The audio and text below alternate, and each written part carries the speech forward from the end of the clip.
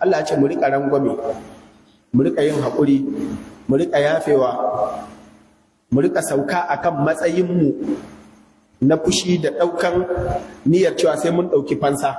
Duk abin da za a maka a cutar da kai a duniyan nan ba zai kai abin da aka yi manzon Allah ba sallallahu alaihi wasallama.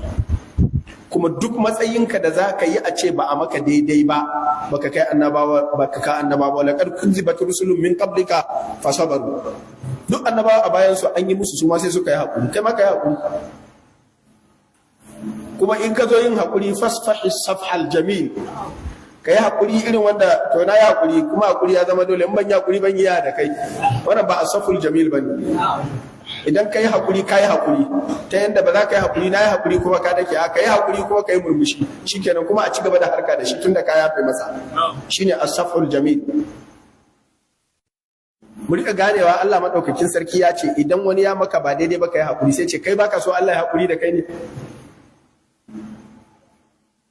Saboda Allah madaukakin sarki ya ce wala ya'tali ulul fadli minkum wasa'ati an yu'tu ulil qurba wal masakin wal muhajirin fi sabilillah wal ya'fu wal yasfahu ala tuhibbuna an yaghfira Allah lakum. Ko an ce ku yi hakuri ku yi rangwame, kai baka so Allah ya maka rangwame ne? Inda ba don rangwamen Allah ba da akwai wanda zai zauna a wannan duniyar. Walau yu'akhidhu Allahu an-nasa bima kasabu ma taraka ala dhahriha min dabba. Da ba don rangwamen Allah ba da duk duniya ba kowa. To kuma ratar da take tsakaninka da wanda ya maka ba daidai ba saboda kafi karfinsa ya kai ratar da ke tsakanin ubangiji da kai, amma ya iya haƙuri da kai ballantana kai, me yasa ba za ka yi haƙuri da shi ba? Don haka mu rinka yin rangwame, kuma in za ka yi mai kyau, in ka ce kaya bai zama da gaske ne don Allah banda bita da kulli.